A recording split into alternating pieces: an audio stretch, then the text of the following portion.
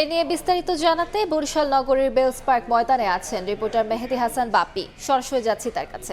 বাপি, দীর্ঘ প্রতীক্ষার অবসান ঘটিয়ে কিন্তু অবশেষে আগামীকাল বরিশালে আসছেন বিএনপির চেয়ারপারসন তারেক রহমান। তার বরিশাল আগমন উপলক্ষে কিন্তু গোটা বরিশাল সেজেছে এক উৎসব মুখর পরিবেশে। আমরা রয়েছি এই মুহূর্তে বরিশাল বেলস পার্ক মাঠে, যেখানটিতে যে স্থানটিতে তিনি সমাবেশ করার কথা রয়েছেন সেখানটিতে কিন্তু ইতিমধ্যে সকল ধরনের প্রস্তুতি সম্পন্ন হয়েছে।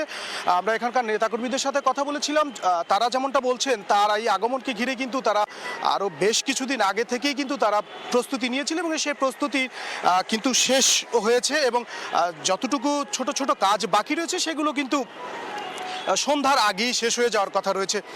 আমরা রয়েছি বেলস পার্ক মাঠে এবং সেখানে দেখানোর চেষ্টা করছি ইতিমধ্যেই কিন্তু বিভিন্ন স্থান থেকে নেতাকর্মীরা আসছে এই সমাবেশ স্থলে। এই মুহূর্তে যে ফ্রেমে আপনারা ছবিটি দেখছেন, পটুয়াখালী থেকে এক ব্যক্তি এসেছেন ধানের ছড়াযুক্ত পোশাক পরিহিত অবস্থায় বরিশালে এসেছেন এই সমাবেশস্থলে। তাদের একটাই কথা, তারা তাদের প্রিয় নেতা তাকে দেখতে চান। দীর্ঘ বছর পর বরিশালে আসছেন তারেক রহমান। তার এই আগমনকে কেন্দ্র করে গোটা বরিশালে যেমন উৎসবের আমেজ বইছে, তার পাশাপাশি কিন্তু এখানকার বরিশালের যে মানুষ রয়েছে তাদের কিন্তু তারেক রহমানের কাছে প্রত্যাশার জায়গা ঠিক অনেকটা। দীর্ঘ বছর অবহেলিত এই বরিশালের উন্নয়ন নিয়ে কিন্তু তারেক রহমানের মুখ থেকে শুনতে চান নেতাকর্মীরা। আর সকাল থেকে কিন্তু এই সমাবেশের স্থলে নেতাকর্মীরা এসেছেন। স্থানীয় নেতাদের পাশাপাশি কেন্দ্রীয় নেতারাও এই জায়গাটি পরিদর্শন করেছেন এবং সার্বিক পরিস্থিতি তারা পর্যবেক্ষণে রেখেছেন।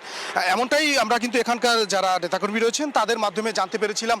তো বরিশাল বেলস পার্ক মাঠ থেকে আমরা আপনাদেরকে সরাসরি দেখাচ্ছি। এই মুহূর্তে আপনারা যে ফ্রেমে যে স্থানটি দেখছেন, এই বেলস পার্ক মাঠে কিন্তু দুটি ক্যাম্প করা হয়েছে। একটি জিয়াউর রহমান ফাউন্ডেশনের পক্ষ থেকে একটি ক্যাম্প করা হয়েছে, যেখানে এখানে আগত যারা নেতাকর্মী থাকবেন তাদের জন্য বিশেষ ব্যবস্থা করা হয়েছে। তো বেলস পার্ক মাঠ থেকে আপনাদেরকে সর্বশেষ তারেক রহমানের আগমন উপলক্ষে বেলস পার্ক মাঠ থেকে কিন্তু আমরা আপনাদেরকে সর্বশেষ জানানোর চেষ্টা করেছিলাম। সরাসরি যুক্ত ছিলাম বরিশালে।